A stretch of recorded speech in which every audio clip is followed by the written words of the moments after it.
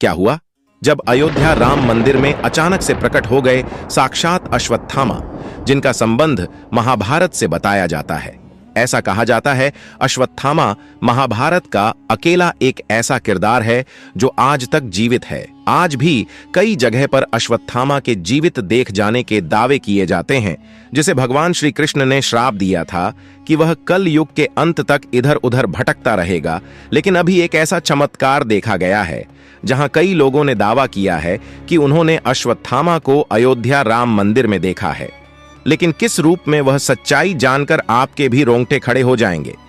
सबसे पहले, अगर आप एक सच्चे राम भक्त हैं तो वीडियो को लाइक करके कमेंट बॉक्स में जय श्री राम जरूर लिखें। जैसे कि हम सभी लोग जानते हैं कि 22 जनवरी 2024 के दिन अयोध्या में हमें राम मंदिर का उद्घाटन समारोह हुआ था। इस समारोह में देश की काफी सारी हस्तियां भी शामिल हुई थीं। इस दिन रामलला की मूर्ति को गर्भगृह में बड़े ही धूमधाम और मंत्रों उच्चारण के साथ विराजमान किया गया। यह दिन लोगों को सदियों तक याद रहने वाला है। लेकिन इन दिनों एक बड़ी खबर सामने आई है जो किसी चमत्कार से कम नहीं है। इस चमत्कार को देखते हुए तो ऐसा ही लग रहा है कि प्रभु श्री राम साक्षात गर्भगृह में विराजमान हुए हैं। क्या हुआ है ऐसा चमत्कार? जानने के लिए हमारे साथ वीडियो में अंत तक जुड़े रहे। अयोध्या राम मंदिर में प्रभु श्री राम की मूर्ति को जिसने बनाया है, उन मूर्तिकार का नाम अरुण योगीराज है। पूरे 7 महीने की मेहनत के बाद प्रभु श्री राम की मूर्ति को अरुण योगीराज ने बनाया है। इसका मतलब अरुण योगीराज पूरे 7 महीने से प्रभु श्री राम की प्रतिमा के साथ ही थे। हालांकि प्राण प्रतिष्ठा के बाद अब अरुण योगीराज अपने हाथों से बनाई हुई प्रभु श्री राम की प्रतिमा को पहचान भी नहीं पा रहे हैं। योगीराज को लगता है कि प्रतिमा में जरूर कुछ चमत्कार हुआ है। जैसे ही गर्भगृह में प्रतिमा को स्थापित किया गया, वैसे ही प्रतिमा की आभा में बदलाव हुआ और अब प्रतिमा में कुछ अलग ही तेज दिख रहा है। प्रतिमा का तेज पहले से काफी अधिक बढ़ गया है। योगीराज ने कहा कि वह खुद भी इस चमत्कार से हैरान हैं। उनका मानना है कि यह चमत्कार राम लल्ला की कृपा से ही हुआ है। प्रभु श्री राम गर्भगृह में साक्षात विराजमान हो चुके हैं।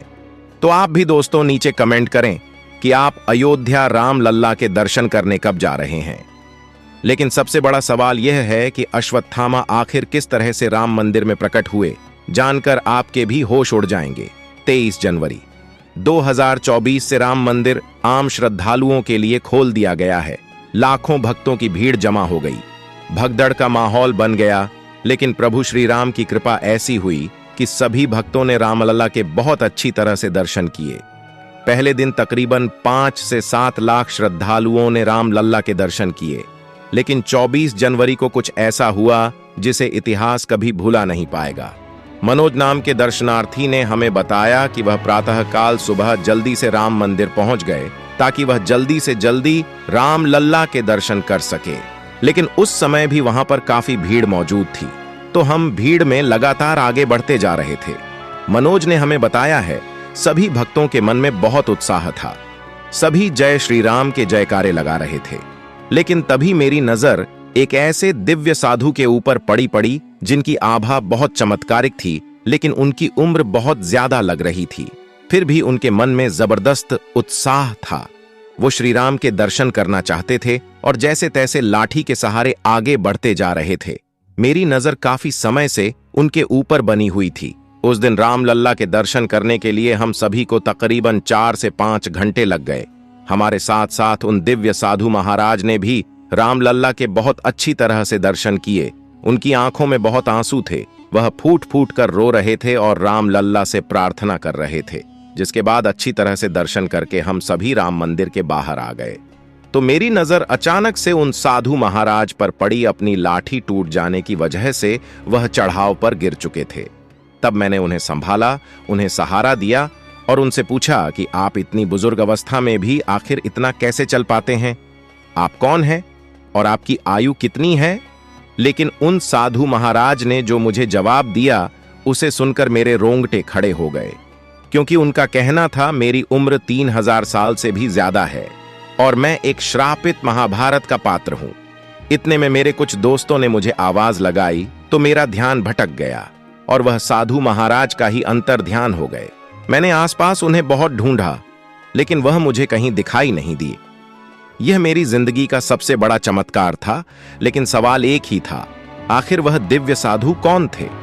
तब रिसर्च करने पर मनोज को पता चला कि महाभारत में एक ही ऐसा पात्र था जो श्रापित था, जिसे अमृतत्व का वरदान प्राप्त था, और यह श्राप उसे साक्षात भगवान श्री कृष्ण ने दिया था, और उसका नाम था अश्वत्थामा।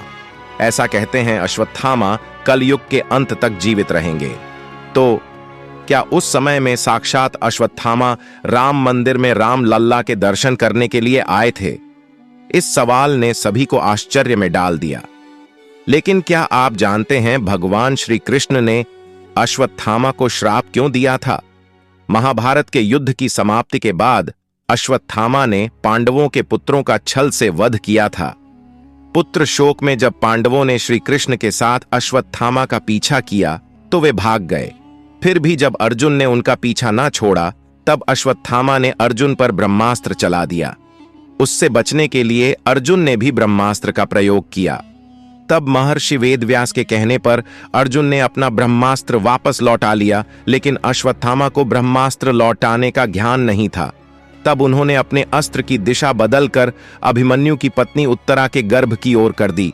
क्रोधित होकर भगवान श्री कृष्ण ने अश्वत्थामा के माथे पर लगी मणि निकाल ली और कलयुग के अंत तक उन्हें पृथ्वी पर भटकने का श्राप दिया। तब से अब तक अश्वत्थामा निरंतर पृथ्वी पर भटक रहे हैं।